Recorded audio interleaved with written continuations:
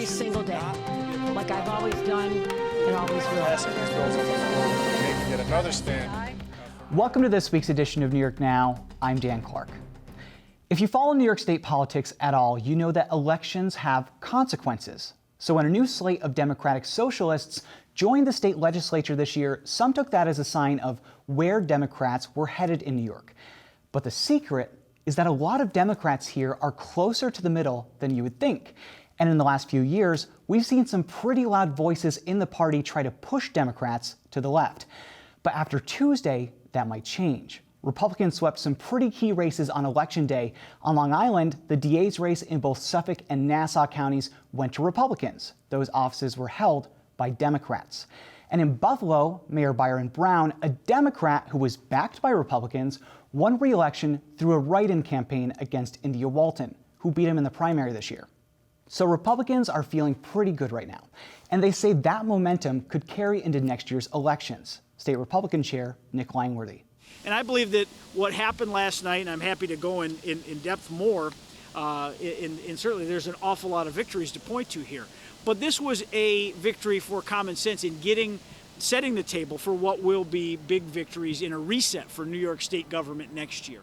So lots to talk about. Let's get into it with Karen DeWitt from New York State Public Radio and Josh Solomon from the Times-Union. Thank you both for being here. Sure thing. No problem. So Karen, I'd love some political analysis from you. We saw these wins on Election Day. Republicans did well, I think, on the DA's races on Long Island, as we just mentioned, the Buffalo mayor's race, which a Democrat won, but he was backed by Republicans. They really got a lot of what they wanted. Yeah, I think it's a lot of signals for 2022, and the race for governor, since it's essentially an open seat, even though Governor Kathy Hochul is there, she's only been there 2 months because of Andrew Cuomo resigning, and signs for the Democratic primary that's going to happen in June. Is going to be a crowded field, that maybe the Democrats should not go as far to the left as they have been, because there seems to be some moderating force here, as we saw in Long Island, which is the region that's often been the swing state in these statewide elections, going back to the Republicans after many election cycles of going bluer and bluer.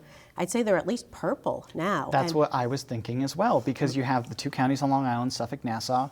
They both went red for the DAs. So I'm wondering if that translates to, for one, like on the state Senate. Are we going to see Democrats lose their seats in the state Senate because those Republican areas are now more willing to vote for Republicans? Yeah, I think so. I mean, I think the GOP has been weaponizing issues like bail reform because there's been a crime spike and people are worried about that. And the Republicans are good at linking that to bail reform, which hasn't necessarily been proven, but it's a narrative that's working, and the Democrats have not counteracted it. They're like, no, everything's fine, the crime's caused by something else, but we don't know what it's caused by, and that just doesn't work as well. So yeah, I wonder, could the Republicans start making inroads into the state Senate? I think that they're encouraged that they could even win the governor's race if it's a messy Democratic primary. And I have to say, Wednesday morning, that was the first time I actually thought that, because I had not thought that after the Trump era. I thought, well, people in this state don't like Donald Trump. They'll never vote for a Republican for governor. But, this election made us realize, right, that Trump's gone. You know? I think that in New York, at least, Donald Trump is a thing of the past, in most situations, I think. He's still going to be there for a little bit. Josh, what do you think this means for next year's elections, especially in this? I'm thinking of the state legislature where in the 2020 elections, a new slate of Democratic Socialists, as we just mentioned, won election to the legislature. And I think that at the time, people thought that might be an indication of where things were headed. But what do you think after Tuesday? Well, I think Republican Party Chairman Nick Langworthy was talking a lot about national issues and linking the local to the national, like you were saying, not just the state bail reform laws. I mean, obviously, Virginia and New Jersey, we're seeing Jersey purple, Virginia going red. They didn't have bail reform laws. Right. And I think you saw, especially on the TV attack ads from the Conservative Party, you had a lot of issues that were linked to the national. So a lot of it has to do with where President Joe Biden and Congress end up being. How favorable are they come 2022? And that will likely reflect pretty highly on those down ballot races, no matter how much we may know about those races. Local voters may know a little less. Right, and right now, President Biden isn't doing that well. That terrible, messy pullout of Afghanistan, and then the Democrats just bickering and bickering. They haven't delivered anything. It's been almost a year. So I think that suppresses the votes of Democratic voters. Last year they were super motivated. We have to get rid of Trump. Everybody was voting early. And now they're kind of like, well, it's a local election. You know, I'm not all that fired up. And, you know, that could translate to next year, the state Senate and Assembly races, because the Republicans, they're still mad. And a lot of them still think the election was stolen, even though there's, of course, no evidence to prove that. Right. And they're just generally angrier, and that gets you out of bed in the morning, I think, and gets you to the polls. Yeah, I think voters, like, all they see in headlines, to your point, Karen, is right now is infrastructure bill blocked by this Democrat in the U.S. Senate. So they're seeing all these headlines of Democrats maybe want to do these things, but it's just not happening. And I think you're right, that would affect down ballot races, as Josh said as well. In the governor's race, I just wanted to mention this because we had this fantastic press conference from Tom Suozzi on Thursday, Congressman Tom Suozzi, who's considering a run for governor himself.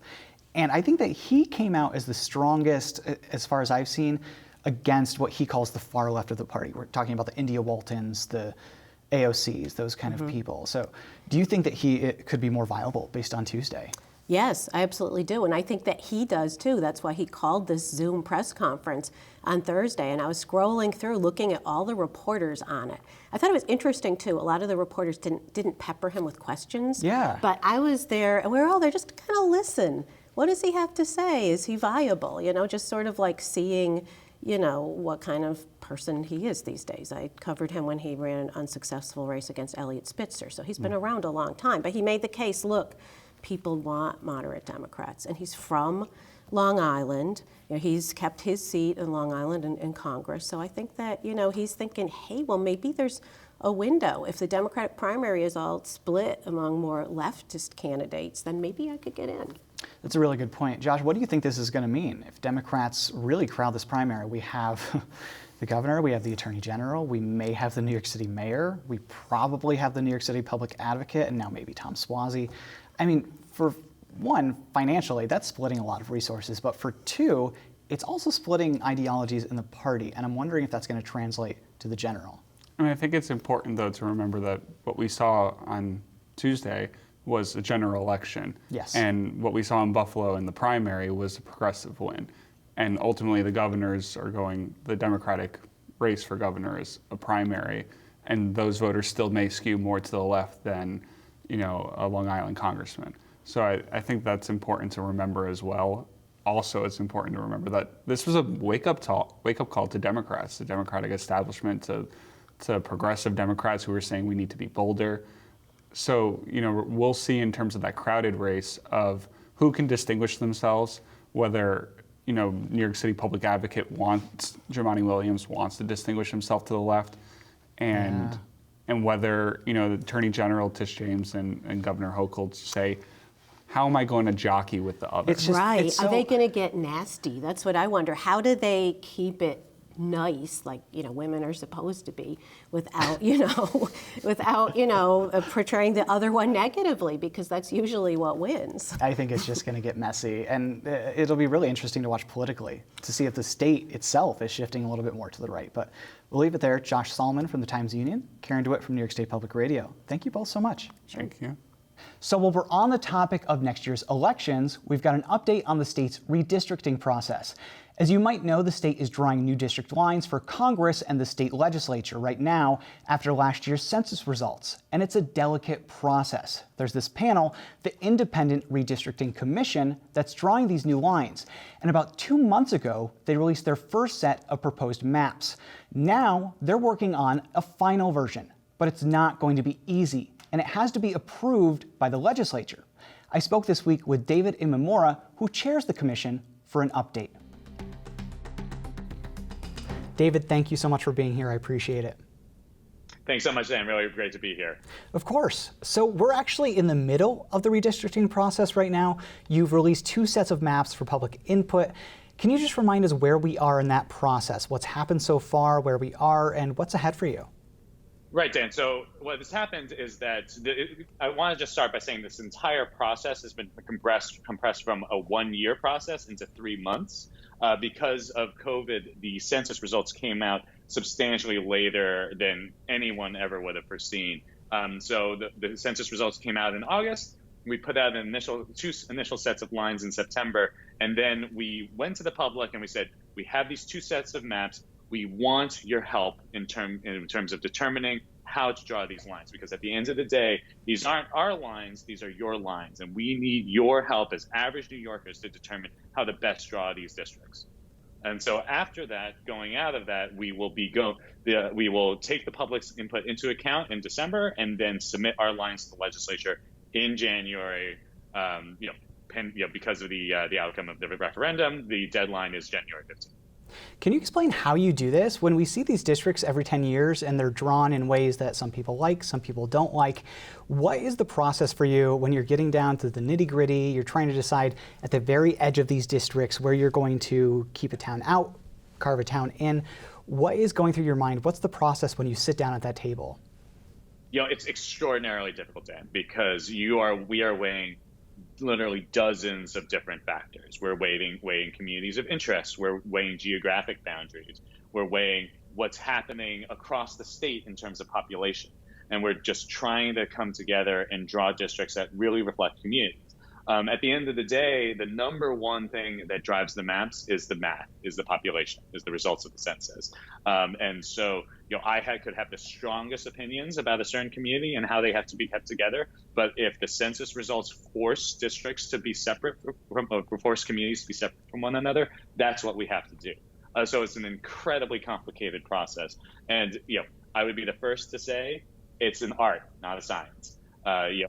I wish that we could put, the redistricting into a machine and out would come perfect districts, but that's not how this works, right? It's a human, there's a human factor to it. There's drawing districts that reflect communities, that reflect people.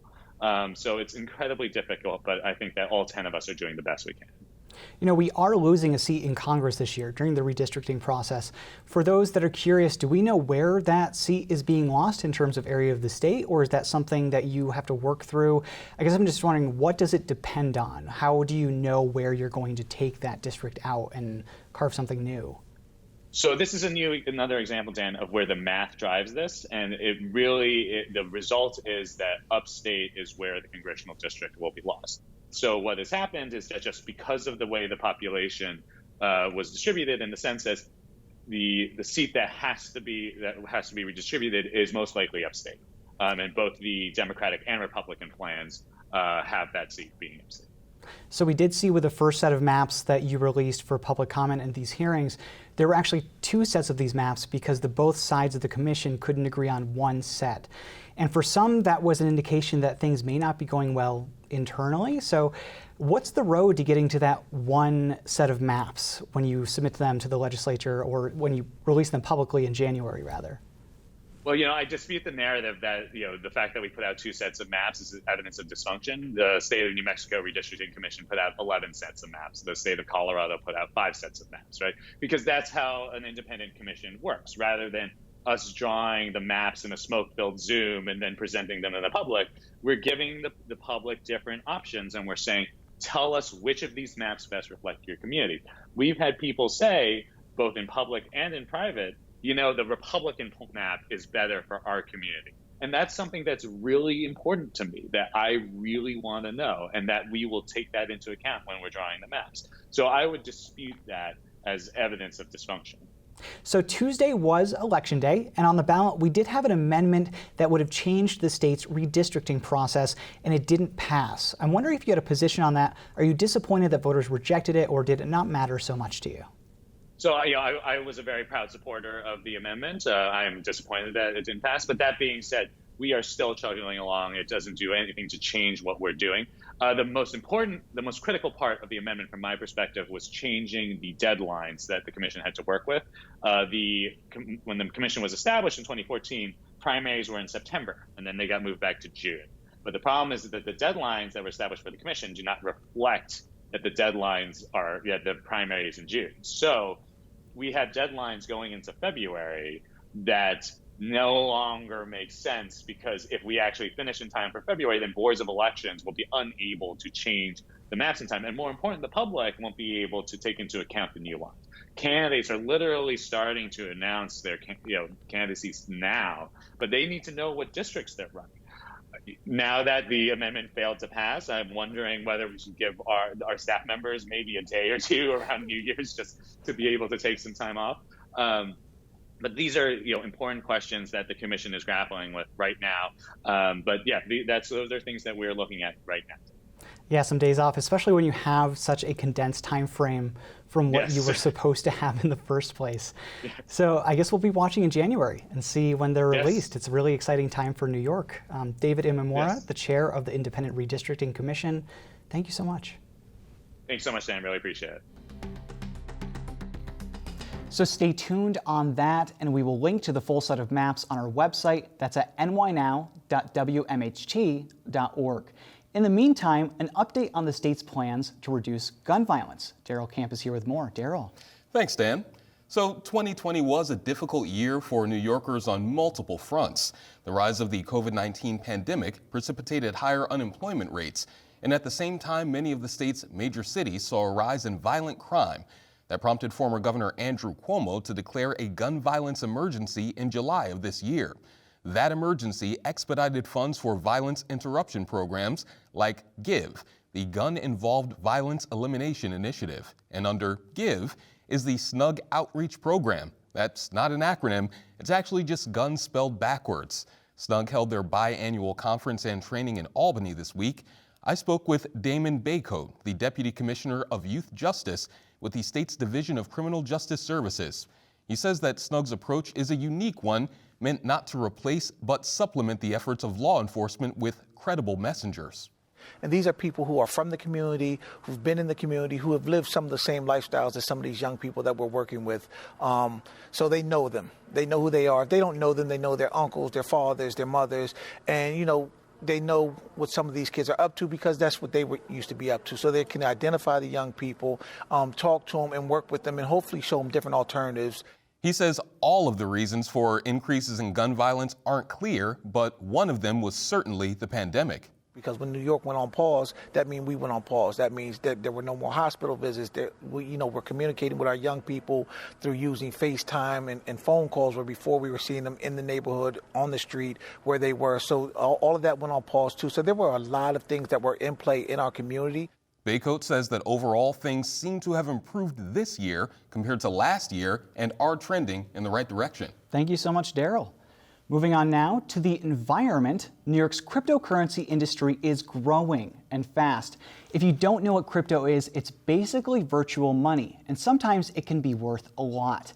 And you don't always have to buy it. There's this thing called mining where someone can win cryptocurrency on the internet. But that requires a lot of energy. So one facility near Ithaca actually bought an old power plant to power their crypto mining operations off the grid. But locals say that's doing some real damage to the environment. And the state now has to decide if the facility, called Greenwich, should have its permit renewed or shut down. And that could set a major precedent for other crypto facilities in New York. For more on that, I spoke with Assemblymember Anna Kellis, a Democrat who represents the area. Assemblymember Anna Kellis, thank you so much for being here. Absolutely. So we are talking about this facility in the Finger Lakes. It's owned by Greenwich, and it does cryptocurrency mining, which I don't know what it is, so we can get into that.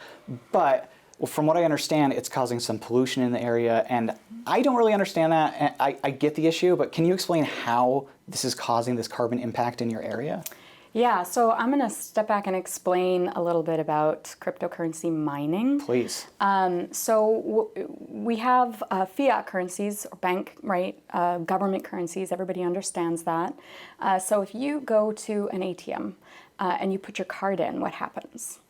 It asks you for a PIN, right? So it validates that you are who you say you are before you're allowed to do any transaction. Right. And that is a fiat currency or a government currency. So a cryptocurrency using blockchain technology, which is instantaneous but decentralized, which means that no one entity controls it like a government, you have to validate the transactions. So there are different methods to validate a transaction. And there is one type that's called proof of work. There's about 16 different types. There's one type that's called proof of work. And that is a system where for each transaction, there's a complicated mathematical equation that's assigned to that transaction. This is the one that's competitive. The most important point is that the mathematical equation is basically a series of numbers from 0 to infinity, each one of them. Essentially, I'm simplifying, but there is no software that can be designed that would make you have a greater chance, because it's more efficient, of solving the mathematical equation than I would. Which means that brute force is the only way that you can solve it, which means that the only way you could have an edge over me is if you have more computers. The larger amount of computer processors that run at the highest speed 24/7, the more Bitcoin you will win. So there's two ways to get Bitcoin. You can either buy and sell it on a digital exchange, or you can try and win it. And in this case, it's competitive and it uses a phenomenal amount of energy because of the consolidation of computers. It's just so complicated. It's so weird to me that we can basically like create money by doing math. I mean, not us, obviously, the computers. So you have these computers powering 24/7, trying to earn this Bitcoin or win this Bitcoin. And so the pollution comes from that energy use, I'm assuming? Right, so it comes from multiple things, but primarily the energy use, right? So if you have 30,000 computers, which by December 31st, Greenwich will have 30,000 computers, you have them running 24/7, anyone who has had a laptop on their lap for too long notices that their lap is kind of warm, very warm, right? So it's the heat and also the energy consumption, trying to minimize the costs to earn Bitcoin, maximize profits. Greenwich bought their own power plant. So if they make their own energy, they use it in-house behind the meter, they use the water for free to cool the entire power plant system of making the energy. The water from Seneca Lake? Right. So they bring in, so they pull in from the lake about 130 million gallons of water a day. Its impact is on obviously the water, obviously the wildlife, and the GHG emissions, greenhouse gas emissions, are maximized because they are now going to be maximizing the use of their air permit. Now they're getting closer to using that maximum. So the impact on air, GHG emissions, and the water impact are significant. So if cryptocurrency is here to stay, then how do we do this in a way that it's not destroying the planet? Yeah, no, it's a wonderful question. So I have two bills right now that are active and will be sort of re-engage with them in January when the session opens. One of them, 7389, is a bill that would create a 3-year moratorium on cryptocurrency mining, proof of work mining, in power plants that use any form of fossil fuels, some or all fossil fuels, and also would require the DEC, the Department of Environmental Conservation in New York State, to do a full environmental impact assessment, evaluating the impact on air, water, and greenhouse gas emissions in the context of our climate goals that have been established by a law that was passed in 2019. So what I want them to do is evaluate that and say, can we get to net zero that we are by law now required to do by 2050? If we are simultaneously allowing unregulated and unfettered increase in cryptocurrency mining in the state, and simultaneously we're trying to get on to fully renewable.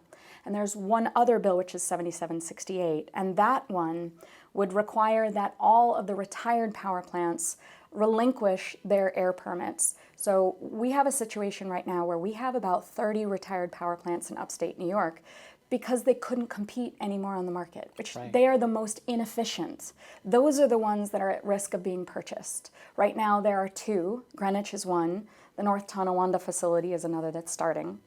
And they basically reopen the old permits that they had when they were fired for energy consumption or energy creation for the grid. So if this law passes, they would have to relinquish those and apply from scratch under the more rigorous environmental guidelines that we currently have. So both of those could significantly help address and hopefully prevent an excess use of greenhouse or creation of greenhouse gas emissions as a result of this type of operation in our state. It is such a complicated situation, so we'll see how it shakes out down the road. Assembly Member Anna Kellis, thank you so much. Absolutely, my pleasure. Thank you for covering the topic. And in a statement, Greenwich defended the facility, saying, quote, "This is New York. We have incredibly tight environmental regulations. Every ecological impact is carefully tracked, measured, and publicly cataloged. Yet our critics cannot point to a single piece of data to support their claims of damage to the region." They've also purchased enough carbon offsets that it's now carbon neutral, with plans to reduce emissions in the future. So we'll keep an eye out for that. But we'll leave it there for this week. Thanks for watching this week's New York Now. Have a great week and be well.